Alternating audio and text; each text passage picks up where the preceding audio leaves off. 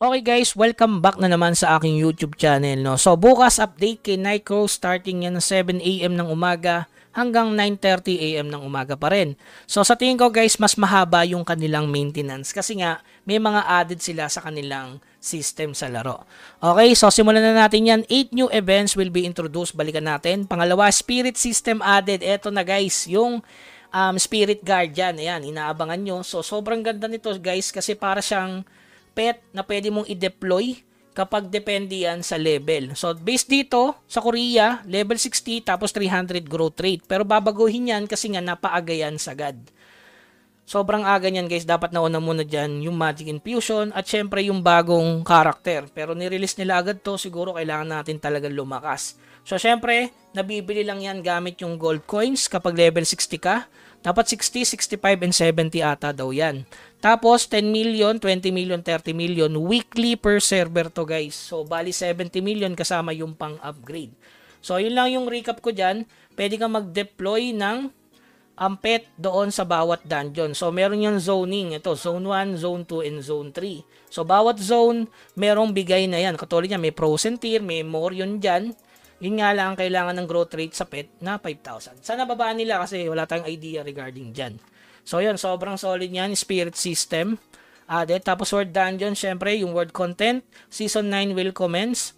Tapos new monster added to the World Battlefront. Yan. Dito ata, yung napupulot, yung para sa Awakening. Diba? Kasi merong Awakening ng Die and Artifacts. So, Die Artifacts, tsaka yung Hourglass Artifacts. Tapos Tower of Trial, sana baguhin nila. Gawin nilang 21k na lang yung sa TOT. Sana guys, no? Tsaka Party Dungeon. So, ang kalaban dito siguro ulit si Crocodile. Pwedeng si Krabus. Kaya paghandaan nyo na. So, dako na tayo dun sa 8 new events nila.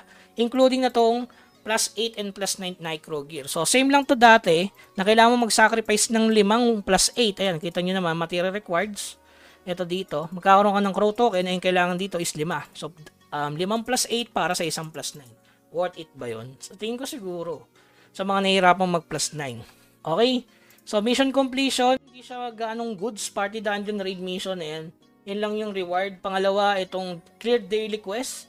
Since libre lang naman, goods pa rin. Pero hindi talaga actually goods. Tapos yan, kaya nalaman kung talagang kailangan nyo ng gold coins. Kasi dito yung reward, kapag nag-summon ka ng 20, so may bigay na gold chest. Tapos ito, Rebirth Spirit, inata yung kulay pink yung gagamitin. Hindi ko lang din sure guys, no? So, meron kang Spirit Summon na 3, 6. Tapos yung huli, Higher Spirit Summon times 3.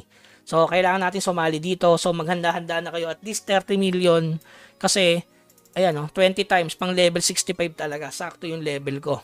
So, ito Nycro Fortune, chest 10 times. Sa tingin ko, ito ay talpakan. Kasi yan, plus 8 Nycro Gear eh. So, hindi yan libre. So, wag na tayong umasa dyan.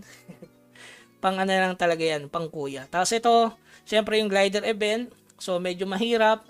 Hindi ko naman sinasalihan yan. Kung sinasalihan nyo, ayan yung details. Dalawa yan guys, magkasabay. Okay? Tapos yung huli check-in event. Ito. So, puro old aircraft materials lang, tsaka metal fragment. So, wala talagang pamigay sila ngayon kasi nga, siguro dun sa Clemens, which is sa July 25 yung 500 days ni Nycros. Tapos August 5 yung end ng 500 days journey, 'di ba? So regarding doon guys, baka magkaroon ulit ng bootcamp sakali at saka bagong character sa August 5. Samahan niyo na rin nung pre-class change na inaasahan niyo. Pero yun is manifesting lang. So hindi tayo sure na magkakaroon ng pre-class change. Pero hopefully sana this August. Kung hindi na, wala na talagang pag-asa. Kasi sa core, August 1 yun ni-release. Okay? So, yun lamang guys sa mga mag-hoard ng item, Moonstone. Sabi ko nga sa inyo, Moonstone yan. Kasi yung nauna dito is yung Magic Infuse added. Yan, ito yun guys. Kaya sabi ko nga sa inyo, bago yung pet system, marami munang ganap na nauna dapat bago yan. Yan, Moonstone at saka Reagent. So, pahabyaw lang to sa mga next nating i-hoard. Okay? So, yun lamang guys. Keep grinding. Huwag kalimutang mag-subscribe sa ating channel para sa iba pang update. Hanggang sa muli, huwag kalimutang mag-like. Paalam.